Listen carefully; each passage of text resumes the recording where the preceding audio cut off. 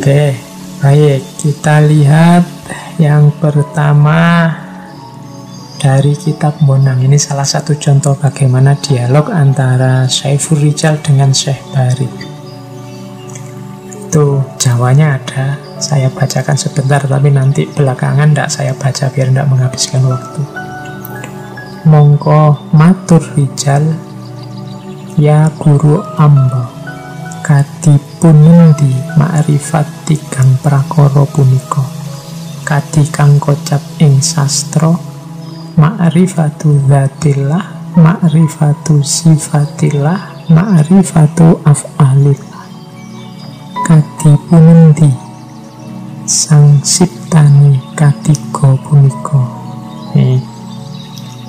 Jadi Saiful Rijal bertanya, wahai guru hamba, bagaimanakah makrifat mengenai tiga perkara itu? Sebagaimana dikatakan dalam tulisan, ma'rifatu dzatillah, ma'rifatu sifatillah, ma'rifatu af'alillah.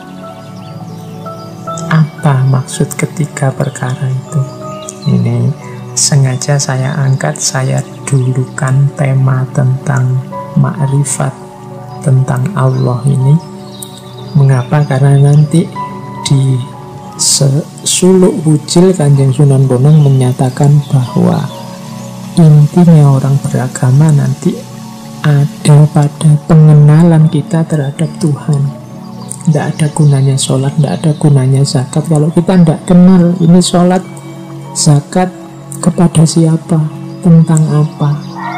Kita selalu bilang lillahi ta'ala. Lillahi ta'ala siapa? Allah yang selalu kita tuju itu. Sholat kok tidak kenal Allah, ya perlu dipertanyakan sholat pada siapa. Maka kunci awal dalam beragama, dalam meniti jalan sufi adalah pengenalan kita terhadap Allah. Istilahnya ma'rifat. Siapa Allah itu? Dan kalau menurut kitab Bonang ada tiga konsep ma'rifat seperti yang ditanyakan oleh Rijal, yaitu ma'rifatu dzatillah, yang kedua ma'rifatu sifatillah, dan yang ketiga ma'rifatu af'alillah. Mari kita kenali Allah yang tiap hari kita tuju, tiap hari kita diperintahkan untuk mengingatnya, untuk berpikir pada. Kita sering mendengar pepatah, tak kenal maka tak sayang. Kemarin-kemarin kita berambisi sekali untuk cinta pada Allah. Lah bagaimana kita bisa cinta kalau kenal saja tidak? Maka langkah pertama adalah mengenalnya. Dan kalau mengikuti primbon Bonang ini, mengenal Allah itu ada tiga aspeknya, yaitu mengenali zatnya, mengenali sifatnya, dan yang ketiga mengenali af'alnya. Syekh Bari lalu menjawab, wahai Rijal, arti ma'rifatu dzatillah adalah ketahuilah wujud Allah yang maha luhur itu tunggal, tiada sekutu baginya. Dia mempunyai sifat sedia, langgeng, kekal, maha suci, tidak berjisim, tanpa arah, tidak bercampur, hadir tapi tidak terlihat. Wujudnya langgeng dan maha suci dalam cintanya kepada dirinya. Wujudnya langgeng dalam kerajaannya dan tidak berubah dalam keindahannya.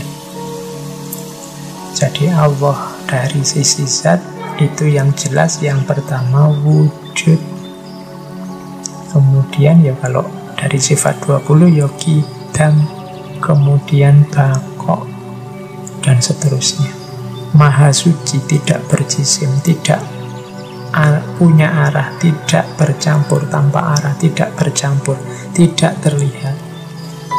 Susah menjelaskan zatnya Allah, maka biasanya menggunakan term tidak. Ini terjemahan dari laisa kamislihi syai'un. dari sisi zatnya Allah itu tidak ada yang mirip dengannya apapun, sesuatu pun, dan bahkan tidak ada kata-kata yang bisa menguraikan, menggambarkan secara tepat zatnya. Cukup kita imani saja bahwa ada yang maha wujud, maha suci, maha langgeng, yang kita sebut Allah. Detil zatnya seperti apa, laisa kamitslihi syai'un. Nah, ini ma'rifatu dzatillah. Makanya ada banyak orang tanya, Pak, bukankah berpikir tentang zatnya Allah itu ada larangannya? Ya, cuma larangan ini tidak dalam arti pikiran kita pasti sesat kalau berpikir tentang zatnya, tapi pikiran kita tidak akan mampu menjangkaunya. Tidak perlu terlalu capek memikirkan zatnya Allah daripada habis tenaga, habis waktu. Imani saja Allah di level zatnya, karena ini bukan sesuatu yang bisa dijelaskan. Oke, terus ini nanti panjang diskusinya kalau saya lanjutkan. Kita ke definisi kedua, ma'rifatu sifatillah. Ma'rifatu sifatillah itu mengetahui. Adapun ma'rifatu sifatillah berarti ketahuilah bahwa Allah itu mempunyai sifat hayyun, yaitu hidup abadi tanpa nyawa, mengetahui tanpa akal, berkuasa tanpa anggota, melihat tanpa mata, mendengar tanpa telinga, berkehendak tanpa angan-angan, berkata tanpa bibir atau suara. Jadi kalau yang zat tadi lebih mudah dijelaskan dengan yang tidak. Kalau yang sifat ini bisa dijelaskan. Allah itu sami, sama, basar, kalam, dan seterusnya, hayyun, dan seterusnya. Itu sifat-sifat Allah di level sifat. Kalau ini bisa dijelaskan, tidak harus ditidakkan. Tapi tetap kita tidak bisa menjelaskan detailnya, karena tidak sama dengan manusia. Allah itu melihat, tapi tidak sama dengan melihat kita. Karena Allah tidak punya mata yang seperti manusia ini. Maka melihat tanpa mata. Allah mendengar. Di antara sifatnya Allah itu sama. Tapi jangan digambarkan mendengarnya Allah seperti mendengarnya manusia tanpa telinga, karena Allah tidak punya telinga seperti telinganya manusia. Tidak bisa digambarkan seperti itu.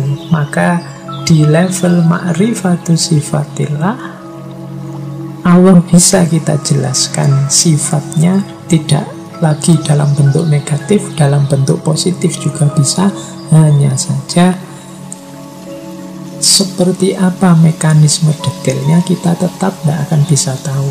Kalau pakai terminologi dari Imam Asy'ari, bila kaifa, kita tidak tahu seperti apa mekanisme Allah mendengar itu, seperti apa mekanisme Allah melihat itu. Tapi Allah melihat dan mendengar, bahkan maha melihat, maha mendengar.